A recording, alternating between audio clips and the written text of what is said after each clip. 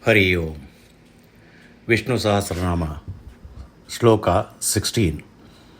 bhrājiṣṇu bhojanam bhoktā sahiṣṇu jagadādijaḥ anaghaḥ vijayaḥ jetā viśvayoniḥ punarvasuḥ. bhrājiṣṇu. bhrājiṣṇu means one who shines as a bundle of light, that is, an illuminating person. In the Bhagavad Gita, as Lord Krishna says, Aditya namaham Vishnur Jyotisham Raviram Shuman Marichi Urmara Tamasmi Nakshatranamaham Shashi. Chapter 10, verse 21. It means, among the 12 sons of Aditi, I am Vishnu, and among the luminous object, I am the sun. Among the Maruts, I am Marichi, and among the stars, I am the moon.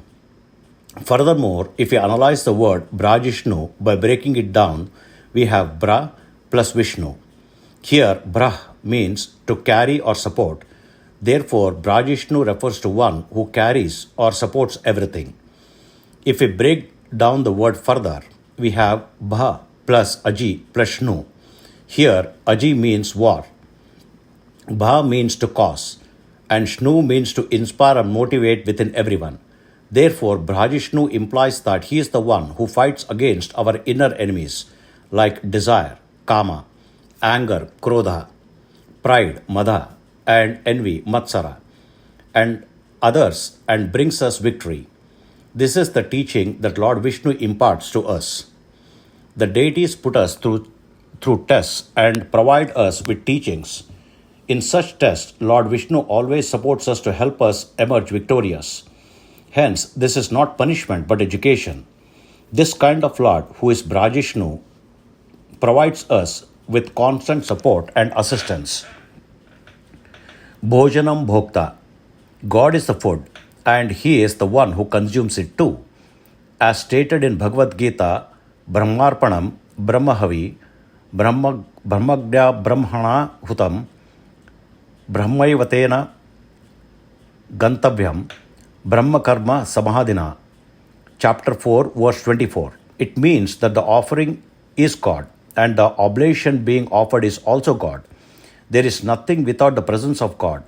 Food is God, and the one who eats is God. The ability to eat comes from God. Note, here the term anna refers to any edible substance, not just rice. In Sanskrit, anna means eatables. This should be remembered during Ekadashi fasting observance. Bhoktā means the one who accepts food, the one who consumes the essence of everything in the world. As mentioned in the Bhagavad Gita, chapter 9, verse 24, Aham hi sarva yagnam bhoktā cha prabhurevacha. God is the enjoyer of all sacrifices, the master and the sole proprietor. He is the enjoyer of the offerings made in the sacrifice. Therefore, He is Yagna, Yagna Purusha, Yagna Bhavana, and Yagna Bhoktā. The food we offer as Nevidya or Havis is given to us by Him, and He is the one who accepts it. In this way, He is the one who gives joy to everyone, bhojati, and He Himself is the enjoyer of that joy. We worship Him with the names bhojana and bhogya, knowing that He gives pleasure to all. Sahiṣṇu. The word sahiṣṇu means a person who possesses patience. It refers to someone who endures without complaining, forgives the mistake of others, and possesses great qualities. Our actions are determined by the underlying emotions and the sins or merits associated with them. In accordance with our feelings, after committing socially perceived wrongful acts, God forgives us, liberating us from the stain of sin. The story of Ajamila is an excellent example illustrating the forgiving nature of God, who is known as Sarva Bhaktaprada sahiṣṇu. Ajamila was a Brahmin. He was simple, fluent in multiple languages, virtuous and knowledgeable. He served his teachers, guests, and elders. He loved his wife, whom he held dear. One day, while wandering in the forest, he saw a beautiful young woman in a distressed state. which attracted him. He forgot about his wife and parents, and he lost himself in the company of the girl he saw in the forest. Completely oblivious to the world, he did everything to please her, engaging in drinking, theft, and gambling. A relationship developed with her in the forest, and they had children.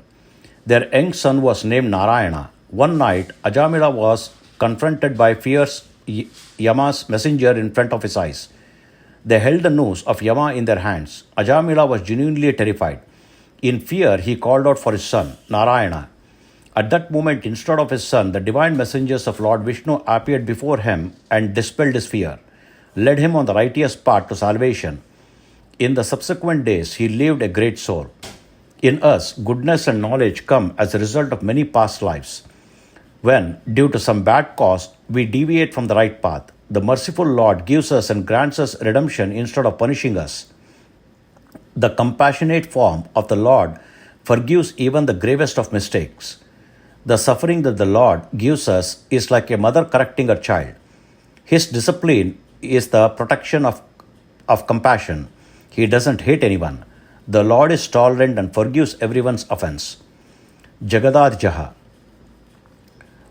Jagadādijaḥ means the first entity of creation and the first manifestation of the universe. Vasudeva, Sankarshana, Pradyumna, and Anuruddha are the four forms that the Lord assumes before creating the universe. Creation here refers to the manifestation of what was already existing. The Lord first assumed the form of Purusha Avatara and then created the cosmic manifestation. Afterwards, the creation of the principle ego, Ahankara, took place. From the principle of ego, the creation of the five elements, Panchabhuta, occurred. From the elements, the creation of the universe form and the creation of the cosmic egg, Brahmanda, took place. From the cosmic egg, the creation of the subtle and the gross universe happened. The navel lotus of the Supreme Lord is the origin of the subtle creation.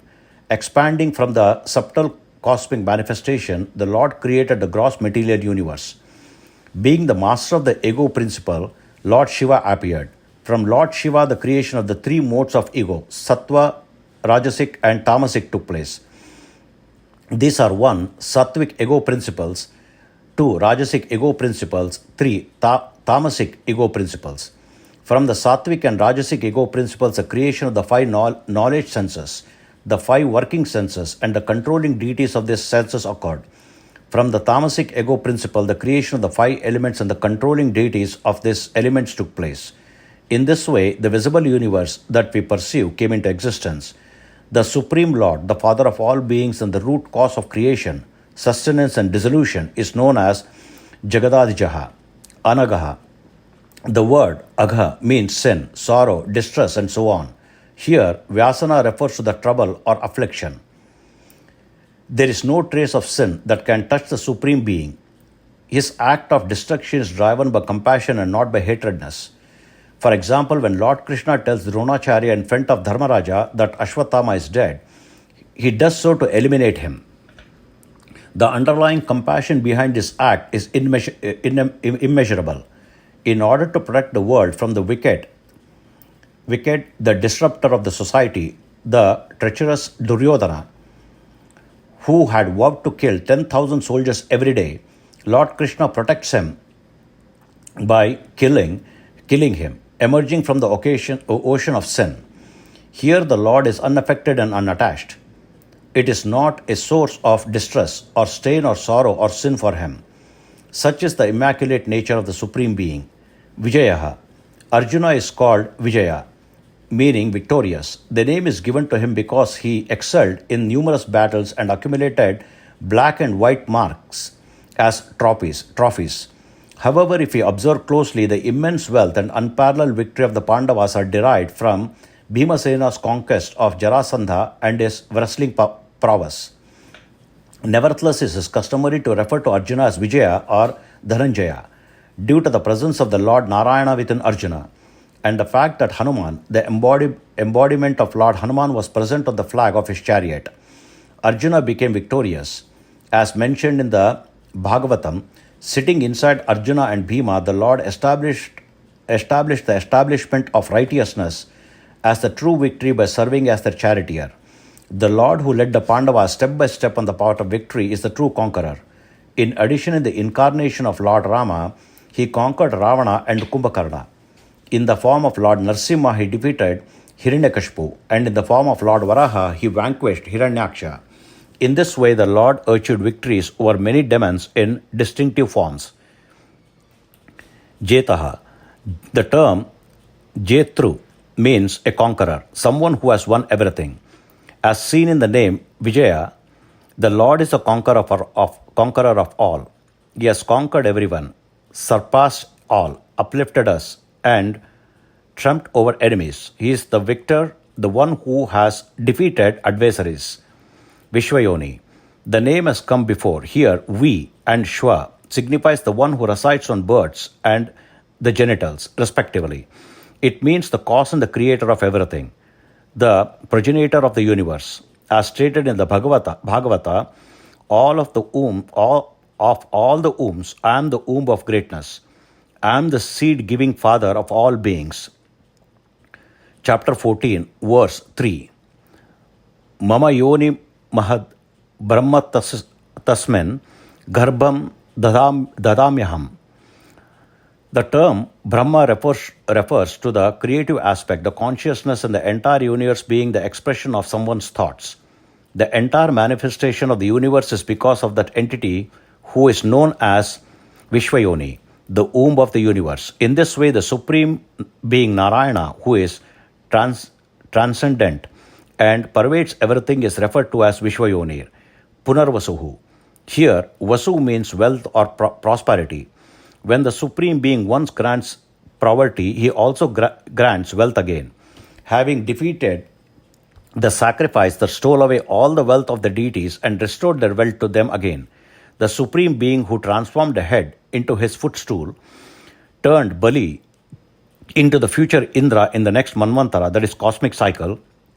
In this way, Supreme Beings bestow knowledge and ignorance, wealth and poverty, transforming us into enlightened beings. The Supreme Being is called Punarvasuḥ, the one who bestows again. Hari Om.